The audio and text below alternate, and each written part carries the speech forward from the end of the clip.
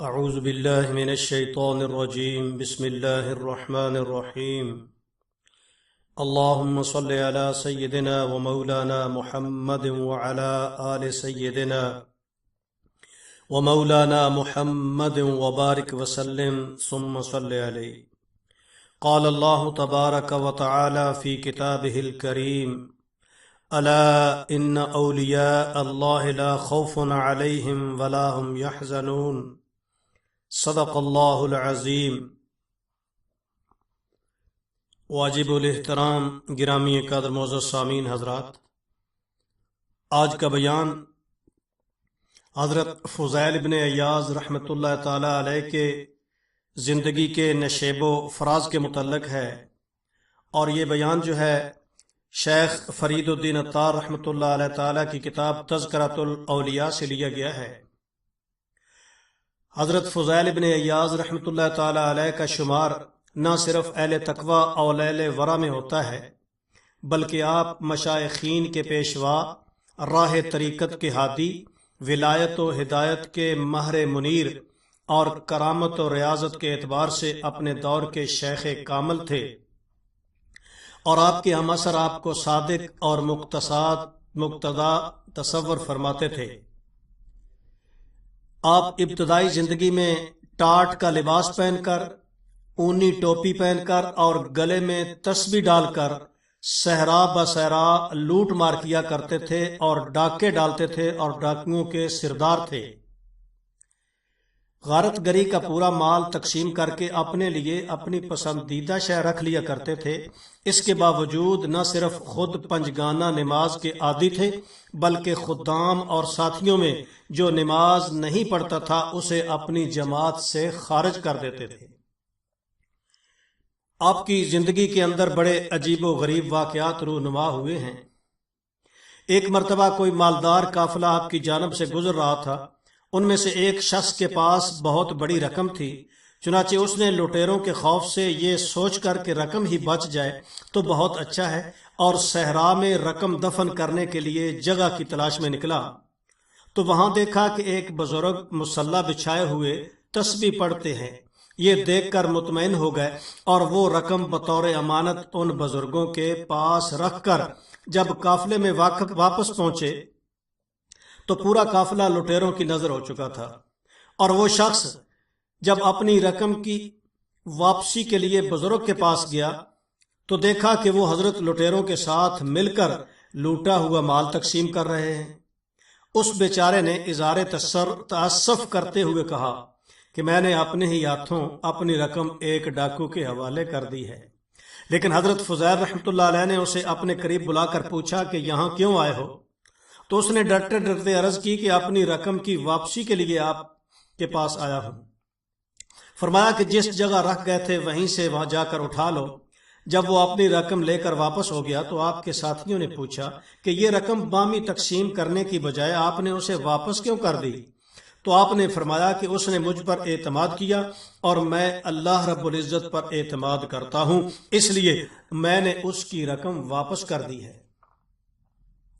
روایت ہے کہ آپ بہت بامروت اور باہمت تھے، اور جس کارواں میں کوئی عورت ہوتی تھی یا جن کے پاس تھوڑا مال ہوتا تھا اسے نہیں لوٹتے تھے، اور جس کسی کو لوٹتے تھے اس کے پاس کچھ نہ کچھ رقم چھوڑ دیتے تھے۔ ابتدائی دور میں روایت ہے کہ ایک عورت پر آپ فریفتہ بھی ہو گئے اور اکثر اس کی محبت میں گریہ و زاری کرتے رہتے تھے۔ نہ صرف یہ کہ لوٹے ہوئے مال اور اثاثے میں سے اس کا حصہ عورت کے پاس بھیجتے تھے، اور گاہے بگاہے خود بھی اس کے پاس جاتے رہتے تھے۔ آپ کی زندگی میں تبدیلی اس طرح آئی کہ ایک مرتبہ رات کو کوئی قافلہ آ کر ٹھہرا تو اس میں ایک شخص یہ آیت کریمہ تلاوت کر رہا تھا کہ الم یأن للذین آمنوا ان تخشع قلوبہم لذکر اللہ، کیا اہل ایمان کے لیے ابھی وہ وقت نہیں آیا کہ ان کے دل اللہ کے ذکر سے خوف زدہ ہو جائیں۔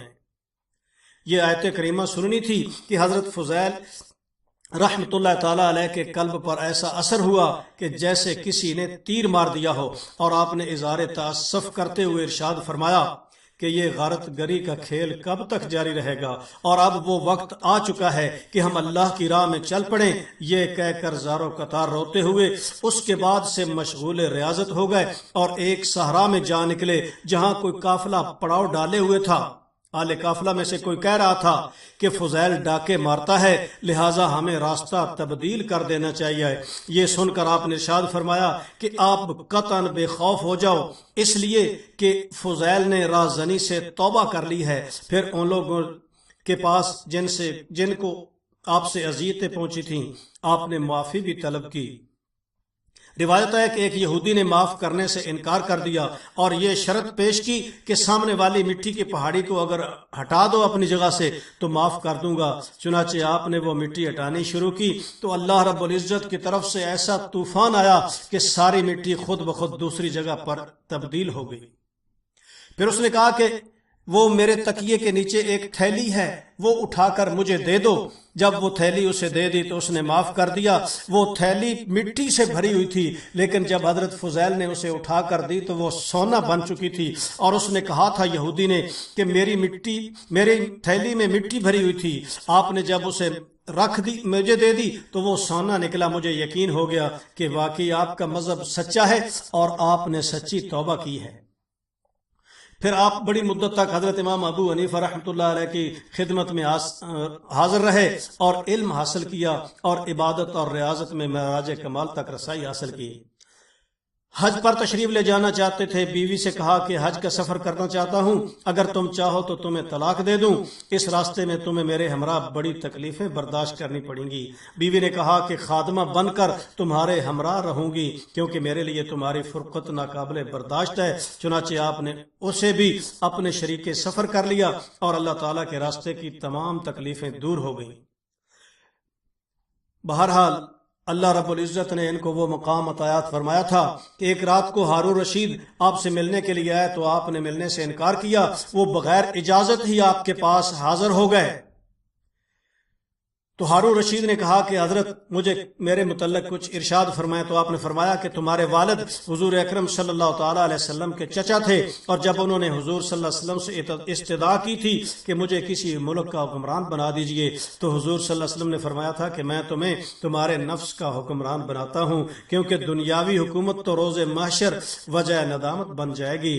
یہ سن کر ہارون رشید نے عرض کیا کہ کچھ اور ارشاد فرما دیں۔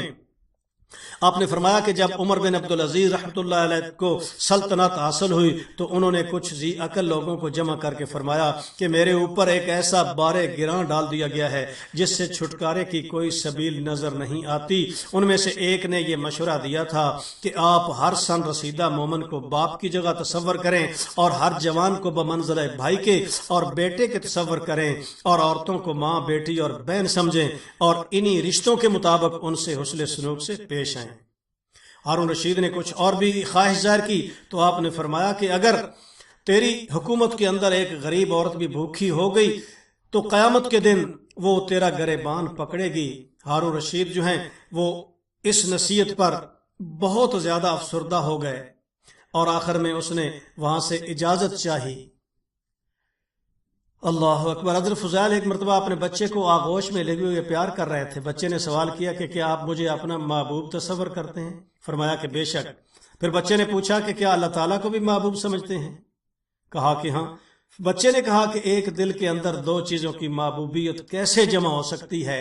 یہ سنتے ہی بچے کو اتارا اور عبادت کے اندر مشغول ہو گئے۔ عرفات کے میدان میں لوگوں کی گریہ زاری کا منظر دیکھ کر فرمایا کہ اگر اتنی گریہ زاری کے ساتھ کسی بخیل سے بھی دولت طلب کرے تو شاید وہ بھی انکار نہیں کر سکتا، لہٰذا اے مالک حقیقی، اتنی گریہ زاری کے بعد مغفرت طلب کرنے والوں کو تو یقیناً معاف فرما دے گا۔ عرفہ کی شب میں کسی نے آپ سے سوال کیا کہ عرفات والوں کے متعلق جناب کا کیا خیال ہے؟ فرمایا کہ اگر فضیل ان میں شامل نہ ہوتا تو یقیناً سب کی بخشش ہو جاتی۔ بہرحال یہ بزرگ تھے، جب ان کا آخری وقت آیا، انتقال کے وقت آپ کی 2 صاحبزادیاں موجود تھیں، چنانچہ انہوں نے اپنی زوجہ سے فرمایا کہ میرے بعد دونوں کو کوہ ابو قبیس پر لے جا کر اللہ تعالیٰ سے عرض کرنا کہ فضیل نے زندگی بھر انہیں پرورش کیا اور آج وہ قبر میں جا چکا ہے، تو یہ دونوں تیرے سپرد ہیں۔ چنانچہ بیوی نے وصیت پر عمل کیا اور ابھی دعا میں مشغول ہی تھیں کہ سلطان یمن ادھر آ نکلا اور اس نے دونوں صاحبزادیوں کو اپنی کفالت میں دے کر ان دونوں کی والدہ کی اجازت کے بعد اپنے دونوں لڑکوں سے شادی کر دی۔